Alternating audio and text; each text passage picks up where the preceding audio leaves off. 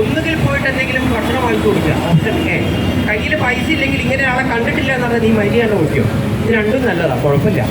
അതല്ലാതെ അയ്യോ ഏട്ടാ നിങ്ങൾക്ക് ഇങ്ങനത്തെ ഒരു വിഷമം വന്നിട്ടുണ്ടെന്നുണ്ട് ഓൾറെഡി വിഷമിരിക്കുന്നതിന് ഒന്നുകൂടെ വിഷം കൂട്ടേണ്ട ആവശ്യമില്ലല്ലോ. അല്ലെങ്കിൽ അവനെ മുന്നിൽ നിർത്തി ചാരിറ്റി പിരിവ് നടത്തി 10 രൂപ ഉണ്ടാക്കേണ്ട ആവശ്യമില്ലല്ലോ. അതുകൊണ്ട് ഞാൻ ഇവിടെ വരാൻ ലേറ്റ് ആയതിന് രണ്ടാമത്തെ കാരണം, എന്തെങ്കിലുമൊക്കെ ഒരു പ്രോഗ്രാം കഴിഞ്ഞ് എന്തെങ്കിലും കയ്യിലൊരു 10 രൂപ വന്നതിന് ശേഷം എന്തെങ്കിലും ഒരു സഹായം ചെയ്യാം. ഞാൻ വെറുതെ ഇവിടെ വന്നിട്ട് എനിക്കിപ്പോൾ എൻ്റെ ഒരു ഫോട്ടോ കാണിക്കലോ അല്ലെങ്കിൽ സന്തോഷപ്പെട്ടിട്ട് വന്നുകൊണ്ട് എനിക്ക് ആരും മുന്നിലൊന്നും ജാട കഴിഞ്ഞ് എനിക്ക് താല്പര്യമില്ല. അപ്പോൾ എനിക്ക് എൻ്റെ അമ്മ പറഞ്ഞ് എനിക്ക് ഓർമ്മ വരുന്നു, ഒരു സംവിധാനം ഇപ്പോൾ പലരും വിചാരിക്കും ഇപ്പോൾ ഒരു സമരം നടത്തുമ്പോൾ അതിലിപ്പോൾ എന്താണ് ഒരു ചിലവ് എന്നായിരിക്കും പുറമേ നിന്ന് കാണുമ്പോൾ മനസ്സിലാക്കുക. ഞാൻ പറയുന്നു, എനിക്ക് മനസ്സിലാക്കാൻ പറ്റും ഒരു സമരം ശരിക്കും നടത്തുക എന്ന് പറഞ്ഞാൽ അത്യാവശ്യം എക്സ്പെൻസീവ് തന്നെയാണ്. ഞാൻ മനസ്സിലാക്കിയ കാര്യമാണ്. അതിനുവേണ്ടി ബാക്കിയുള്ള കാര്യങ്ങൾ ചെയ്യാനാണെങ്കിൽ ബേസിക്സ് ആയിട്ടുള്ള പല കാര്യങ്ങളും ഒന്നും വെറുതെ കിട്ടുമൊന്നുമില്ലല്ലോ. പ്രത്യേകിച്ച് നമ്മൾ സമര സമയത്ത് നമുക്ക് ശമ്പളം ഉണ്ടാവുകയില്ല അല്ല, അതും പോകും.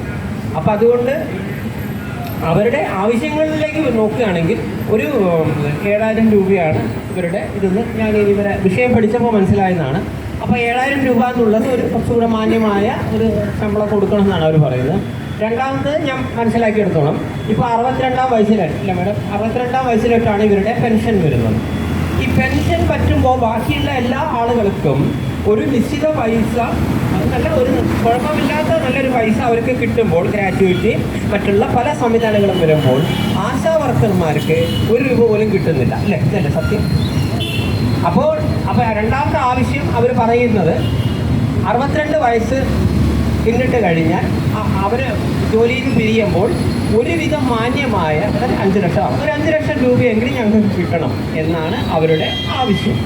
അത് കേൾക്കുമ്പോൾ റീസണബിളായി തോന്നും. പിന്നെ ഇവർ പറഞ്ഞതിന് ശേഷം ഞാൻ മറ്റുള്ള സംസ്ഥാനങ്ങളിൽ നോക്കി എന്താണ് ഇവർ ബാക്കിയുള്ളവർക്ക് നോക്കണമല്ലോ, അത് നമുക്ക് കൂടി തരണം എന്ന് പറയാൻ പറ്റില്ലല്ലോ. അപ്പോൾ ബാക്കിയുള്ള സ്ഥലങ്ങളിൽ ഞാൻ മനസ്സിലാക്കുന്നത് സിക്കിമിൽ 10,000 രൂപ അല്ലേ ആശാ വർക്കർമാർക്ക് കൊടുക്കുന്നുണ്ട്. അതോടൊപ്പം കർണാടകയിലും 10,000 ആക്കി എന്നുള്ള അറിയാൻ സാധിച്ചു. അപ്പോൾ അല്ല അവിടെ സിക്കിമിൽ കൊടുത്തു, കർണാടകയിൽ കൊടുത്തു, ഇവിടെ കൊടുക്കണം എന്നല്ല കേട്ടോ ഞാൻ പറയുന്നത്. അത് സർക്കാർ തലത്തിൽ അനുഭാവപൂർവ്വം പരിഗണിക്കാം. പിന്നെ 7,000 17,000 ആക്കണമെന്നൊന്നും ഞാൻ സ്ട്രൈറ്റ് ആയിട്ട് പറയുന്നില്ല. കാരണം അഡ്മിനിസ്ട്രേഷൻ വിങ്ങും ഇവിടുത്തെ ധനകാര്യ വകുപ്പിൻ്റെയും കാര്യങ്ങളും കേരള സംസ്ഥാനത്തിൻ്റെ യഥാർത്ഥ സാമ്പത്തിക അവസ്ഥയെക്കുറിച്ച് ഒരു ചെറിയ ഐഡിയ ഉള്ളതുകൊണ്ട് കൂട്ടണമെന്നോ കുറയ്ക്കണമെന്നൊന്നും ആ വിഷയമൊന്നും ഞാൻ കൂടുതലായിട്ട് പറയുന്നില്ല. സർക്കാർ തലത്തിൽ തീരുമാനിക്കേണ്ട വിഷയമാണ്. കാരണം ഇപ്പോൾ നമുക്കറിയാൻ പറ്റും, ഇപ്പോൾ +2 നിങ്ങൾക്കറിയാം +2 കെട്ടിടം ഒരുപാട് ഒരു കാലത്ത് അനുവദിച്ചു. അത് രാഷ്ട്രീയക്കാർക്ക് ഗുണം ചെയ്തോ ചില്ലറ വാങ്ങിച്ചോ ഇതിൻ്റെ ഒരു തരത്തിലുള്ള തെളിവൊന്നും ഇല്ല കേട്ടോ. എല്ലാവർക്കും അന്ന് അനുവദിച്ചിട്ടുണ്ട്. പക്ഷേ ഇന്ന് ആ പ്രൈവറ്റ് +2 കെട്ടിടത്തിൽ വർക്ക് ചെയ്യുന്ന പല ടീച്ചേഴ്സിനും ശമ്പളം കിട്ടുന്നില്ല. ഇത് പ്രാക്ടിക്കലാണ്. അപ്പോൾ നമ്മളിവിടെ അനുവദിച്ചു, മാനേജറിന് ചില്ലറ വാങ്ങിച്ചോ മാനേജറോടുള്ള സെൻറ്റിയാണോ ജാതിയാണോ മതമാണോ എന്നൊക്കെ നോക്കി അതൊക്കെ വേറെ വിഷയമാണ്. അതിനുശേഷം ശമ്പളം കൊടുക്കുന്നില്ലെങ്കിൽ അപ്പോൾ നമ്മൾ ഒരു കാര്യത്തിന് ശമ്പളം കൂട്ടി കൊടുക്കുമ്പോൾ ധനകാര്യ വകുപ്പിനോട് നമ്മൾ അനുവാദം ചോദിച്ചിട്ടും ഇവിടെ കേരള സംസ്ഥാനത്തിൽ അതിനുള്ള പൈസ ഉണ്ടോ എന്ന് നോക്കണം. അല്ലാണ്ട് നമ്മൾ സെൻറ്റി തോന്നി ഒരാൾ സമരം ചെയ്യല്ലേ കൂട്ടി കൊടുക്കുക എന്ന് പറഞ്ഞാൽ നടക്കില്ല.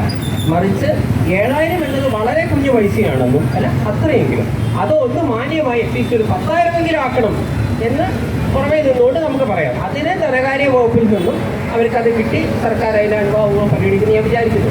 അതോടൊപ്പം ഇവർക്ക് ഈ 7,000 രൂപ പോലും മര്യാദയ്ക്ക് പലപ്പോഴും കിട്ടുന്നില്ല. ഞാൻ ഇതിന് ശേഷം ഈ ദിവസങ്ങളിൽ പല ആളുകളുമായിട്ട് സംസാരിച്ചപ്പോൾ എന്നോട് പറയുന്നത് ഇവർ പലതരത്തിലുള്ള ഒരു മീറ്റിങ്ങിനെ വിളിച്ചു, ഇവർ പോകുന്നില്ല എങ്കിൽ ഇവർക്ക് 700 രൂപ ഏറ്റവും കട്ട് ചെയ്യുന്നു അല്ലേ? യെസ്. അപ്പോൾ ഇങ്ങനെയുള്ള 1-2 മീറ്റിങ്ങിന് അവർ പങ്കെടുത്തിട്ടില്ലെങ്കിലുള്ളത്. പിന്നെ എനിക്ക് നേരിട്ടറിയാവുന്ന കാര്യമാണ്, എൻ്റെ നേരിട്ടുള്ള എക്സ്പീരിയൻസിൽ ഞാൻ പറയുന്നു, കൊറോണ പീരീഡിൽ ആ സമയങ്ങളിൽ ഈ പാവപ്പെട്ട ആശാ വർക്കർമാർ അംഗനവാടി ടീച്ചർമാരുടെ കഷ്ടപ്പാടെന്ന് പറഞ്ഞാൽ ആ 7,000-നോ 17,000-നോ നിങ്ങൾക്ക് വിലമതിക്കാൻ പറ്റില്ല. അതെനിക്ക് നേരിട്ടറിയാവുന്ന കാര്യമാണ്. അതിന് ഇവർക്ക് എന്തെങ്കിലും എക്സ്ട്രാ കൊടുത്തിരുന്നോ? കൊടുത്തിട്ടില്ല. അത് നിങ്ങൾ ചെയ്യണം അങ്ങനെ ചെയ്യണം എന്ന് പറഞ്ഞിട്ട് ഇങ്ങനെ എന്ത് കാര്യം വന്നാലും അത് അംഗനവാടിയിലെ പല ആളുകളെ കൊണ്ട് ചെയ്യിപ്പിക്കുകയും അതേസമയം നമ്മുടെ ശമ്പളത്തിൻ്റെ കാര്യം വരുമ്പോൾ മാത്രം ഇങ്ങനെയൊരു ഇരട്ടത്താപ്പ് നയം ഉണ്ടാക്കുന്നുണ്ട്. തീർച്ചയായിട്ടും നിങ്ങൾ അർഹതപ്പെട്ടത് അനുഭവപൂർവ്വം ധനകാര്യ വകുപ്പിൽ നിന്നും അവരുടെ സാമ്പത്തിക സ്ഥിതി മനസ്സിലാക്കി ഒന്ന് മെച്ചപ്പെടുത്തി കൊടുക്കണം. ഏറ്റവും ചുരുങ്ങിയ പക്ഷേ ഒരു 10 രൂപയെങ്കിലും ആക്കി കൊടുക്കണം എന്നാണ് എൻ്റെ മനസ്സ് പറയുന്നത്. ബാക്കി സർക്കാരാണ് ചെയ്യേണ്ടത്. അതെൻ്റെ കൺട്രോളിൽ വരുന്ന കാര്യമില്ല. സന്തോഷ് പണ്ഡിറ്റിൻ്റെ കൺട്രോളിൽ വരുന്ന കാര്യം ഇതാണ്. നിങ്ങൾക്ക് ഇങ്ങനെ സമരസഹായ ഫണ്ടോ അങ്ങനെ എന്തെങ്കിലും ഉണ്ടോ? ഉണ്ട് എങ്കിൽ മേഡം എല്ലാവരും എന്തെങ്കിലും നമ്മളെന്തെങ്കിലും തന്നാൽ സ്വീകരിക്കുമല്ലോ അല്ലേ? അപ്പോൾ എനിക്ക് കൂടുതലായിട്ട് എന്തെങ്കിലും ചെയ്യണമെന്നുണ്ട്. പക്ഷേ നമ്മുടെ പ്രായോഗിക ബുദ്ധിമുട്ടുണ്ട്. അത് കാരണം വെച്ചാൽ നമുക്ക് വർഷത്തിൽ ഒരു സിനിമയുള്ളൂ.